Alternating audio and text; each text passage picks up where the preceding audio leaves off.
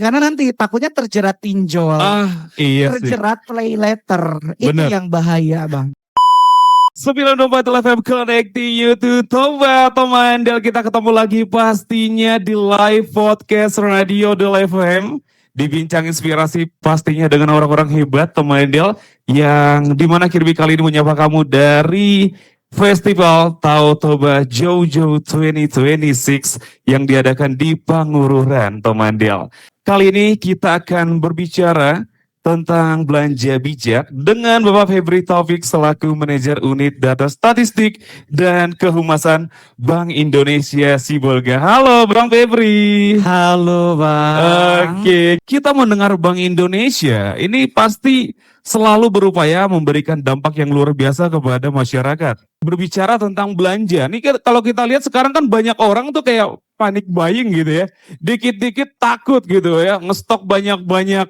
Padahal sebenarnya kalau kebiasaan seperti ini harusnya tidak boleh dipertahankan gitu ya Bang ya. Bang Febri, aku pengen tahu dari kacamata Bang sendiri ya.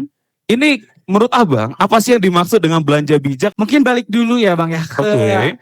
tugas dan wewenang dari Bank Indonesia sendiri itu. Hmm. Jadi tugas dan wewenang Bank Indonesia sendiri itu ada 3. Oh. Tapi fungsi kenapa ada Bank Indonesia sendiri sebetulnya didasari dari adanya pengedaran uang. Oh Begitu. baik. Kenapa ada bank sentral di setiap negara? Itu Yes. karena adanya pentingnya pengedaran uang. Baik. Jadi bukan hanya rupiah, tapi Oke. mungkin kalau misalnya di Eropa itu harus ada euro dan Oke. sebagainya. Hmm. Makanya itu adalah ada bank sentral. Baik. Karena ada fungsi moneter itu dia bunyi kalau ada perputaran uang. Yes, Ya, betul. mungkin betul, kalau dalam betul. ilmu ekonomi ya mungkin Bapak Ibu ya. Oke. Kalau sedikit berbicara ekonomi itu ada namanya M1, M2 begitu ya kalau dalam uang. Nah, itu Oke. tuh adalah uang begitu ya. Moneter itu Baik. bisa berbunyi kalau ada uang sebetulnya. Yes. Jadi benar. dasarnya kenapa ada bank sentral karena ada uang tadi sebetulnya. Oh, Nah, dalam hal ini Bank Indonesia memiliki tiga tugas wewenang utama.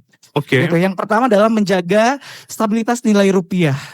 Baik. Kemudian yang kedua adalah menjaga stabilitas sistem keuangan. Oke. Dan yang ketiga adalah menjaga stabilitas sistem pembayaran. Baik. Nah, kaitannya dengan belanja bijak tadi, Oke. itu adalah dalam menjaga stabilitas nilai rupiah. Kalau mungkin dirasa di pasaran sekarang harga cabai, Betul. gitu ya, yang relate dengan kita semua, Yes. harga minyak, harga Betul. beras, kok pelan-pelan naik. Oke, Mungkin oke. Bapak Ibu sering dengar kata namanya inflasi begitu ya. Yes. Jadi inflasi di sini adalah pergerakan atau naiknya harga, tapi Oke. secara terus menerus begitu ya. Dan Oke. nah itulah yang kita coba ibarat kata kendalikan. Salah Baik. satunya dengan kampanye belanja bijak tadi. Iya. Begitu. Oke. Mungkin peran pemerintah Bank Indonesia itu cukup banyak. Mungkin yang Bapak Ibu ya udah nggak usah mikirin banyak-banyak.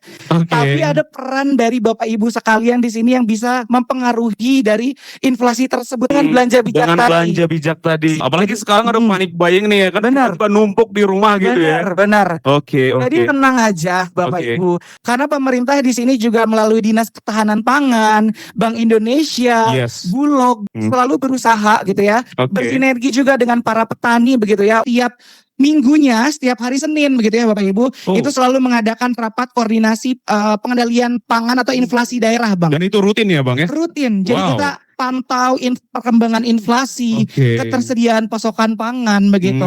Untuk melihat kira-kira nih di Sumatera Utara ketersediaan berasnya itu sudah cukup apa belum? Kalau belum, kita butuh tambahan pangannya dari daerah mana? Ternyata Bank Indonesia juga sampai mengurusi seluas itu ya ternyata Bang ya? Betul. Wow. Bang, kalau kita berbicara tentang belanja bijak, apakah sebenarnya masyarakat itu diminta untuk mengurangi belanja atau justru bagaimana caranya supaya kita berbelanja sesuai kebutuhan dan kemampuan? Sebelum Bapak Ibu pergi gitu ya ke pasar, tentukan dulu prioritas atau list kebutuhan belanja Bapak Ibu dulu begitu ya.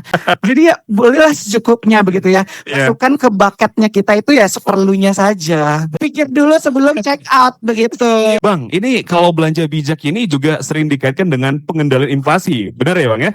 Betul. Sebenarnya apa sih hubungan antara kebiasaan masyarakat dalam berbelanja dengan kenaikan atau kestabilan harga? Menurut Abang seperti apa Bang? Seperti yang tadi saya sampaikan, Oke. ketika misalkan kita panic buying, itu berarti akan menjadi kekurangan pasokan. Iya. Ketika Bapak Ibu melakukan panic buying tadi sampai beli sampai berkilo-kilo sampai busuk di rumah tadi, Iya. sehingga pasokannya berkurang, sehingga harga di pasarannya Jadi naik. naik. Sehingga kita nih di pemerintah dan Bank Indonesia juga menjadi juga bukan bingung ya, harus membuat berbagai macam cara kebijakan untuk mengendalikan harga tersebut agar Baik. inflasinya kita tahan begitu. Sebenarnya ya mungkin masyarakat awam itu mungkin mereka itu sulit untuk membedakan mana kebutuhan dan mana keinginan ya. Kalau ini mungkin relate-nya bukan terkait bawang merah cabai beras ya. Oke. Kalau saya tipsnya itu antara kebutuhan atau keinginan, dipilah dulu mana yang memang saat ini kita sudah tidak ada atau rusak. Kaidah agama pun itu ibarat kata mubazir atau kurang baik begitu ya. Kalau misalkan kita membeli tapi kita tidak gunakan. Jadi kita pisahkanlah sandang, pangan, papan. Yang mungkin yang bisa menjadi keinginan itu di papan itu sangat paling atas ya, karena papan itu kan ke rumah begitu ya. Apakah kita perlu ngopi 3 kali sehari? Misalkan gaji kita cukup, nggak apa-apa gitu. Nggak apa-apa. Iya. Tapi coba dihitung dengan baik. Kira-kira apa saja sih Bang sebaiknya yang dilakukan masyarakat sebelum berbelanja Bang, supaya pengeluarannya tetap terkontrol? 1, cek dulu apakah barang yang dipunya itu masih layak pakai apa tidak. Cek dulu. Sudah punya apa belum. Kadang gini ya, kita mau beli baju. Lucu. Cuman lucu doang bilangnya. Padahal kita udah punya warna biru sampai 10. Padahal nggak penting-penting amat. Iya. Dipakainya pun nggak tahu buat kapan occasionnya. Iya, berarti kan harus di-list lagi prioritasnya, jangan tadi panic buying, terus jangan mengedepankan keinginan yang lain-lain dulu. Kita list dulu prioritas kebutuhannya. Apa tantangan terbesar untuk menerapkan belanja bijak di era digital seperti sekarang, Bang? Kalau kita memposisikan kita sebagai point of view pedagang gitu ya, itu salah satu trick of marketing sebetulnya. Mohon maaf Bapak Ibu UMKM, kalau memang butuh dan ada alokasi uangnya, oke lah kita beli. Jadi Bapak Ibu harus sangat mengontrol keuangan untuk melihat transaksi keuangan. Apalagi dengan kris kan semakin mudah ya. Semakin mudah, betul sekali. Jadi balik lagi, financial literasi kita juga harus diperkuat Bapak Ibu. Jadi kita harus rajin-rajin ngecek transactional, karena nanti takutnya terjerat pinjol, terjerat play letter. Itu yang bahaya Bang. Sebenarnya seperti apa sih peran kegiatan ini dalam membantu masyarakat untuk mengendalikan inflasi Bang Febri?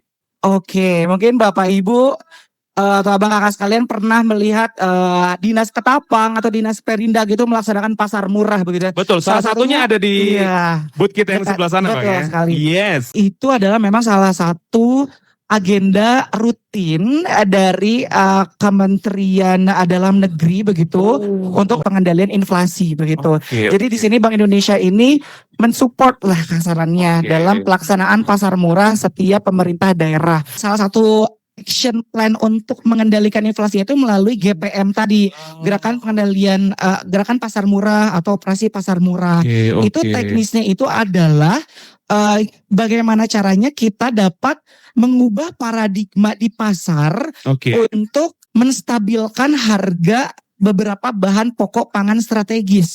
Bukan hanya operasi pasar murah, masih banyak action plan yang dilakukan. Dan itu salah satunya tadi ya Bang. Itu salah satu. Ada seperti misalkan kerjasama antar daerah. Misalkan petani di Kabupaten Tapanuli Selatan itu bertukar bahan pokok dengan Kabupaten Samosir. Jadi misalkan Kabupaten Tapanuli Selatan punya beras, di sini punya bawang merah, dia tukeran.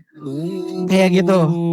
Dengan harga yang sangat terjangkau. Atau misalkan fasilitasi distribusi pangan, itu kita mensubsidi untuk distribusinya. Terus ada juga kita memfasilitasi pengembangan untuk para petani. Kita fasilitasi gimana caranya untuk dia pakai digital farming dan sebagainya gitu. Ada nggak pesan yang ingin disampaikan kepada Tomandel yang lagi dengerin kita juga di ruang dengarnya masing-masing pastinya, yang pengen disampaikan kepada pendengar dan juga penonton Radio Level tentang Bank Indonesia Sibolga? Silakan Bang Febri. Bank Indonesia siap dan selalu hadir untuk masyarakat dalam berbagai hal untuk mendukung perekonomian. untuk UMKM, untuk terkait edukasi dan sebagainya.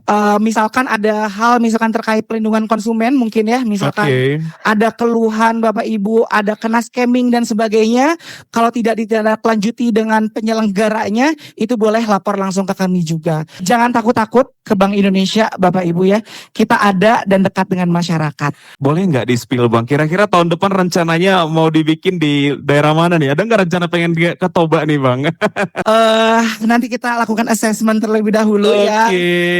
Kita jalinlah sinergi terlebih dahulu ke depannya. Setuju. Semoga bisa di sini kita lihat, tapi ya. Tapi juga kita nggak tahu, terbuka juga peluang untuk di kabupaten lain. Karena memang kan Danau Toba ini tidak dimiliki Samosir saja, betul, tapi dimiliki juga oleh beberapa kabupaten lain. Benar-benar. Intinya akan selalu ada untuk tahun depan. Gitu ya Bang Febri ya. Ini Bank Indonesia selalu hadir di seluruh kabupaten. Nunggu giliran aja nih ceritanya nih ya. Begitu. Kalaupun bukan festival Tahu Toba Jojo hadir Samosir, kita akan tetap hadir di Samosir.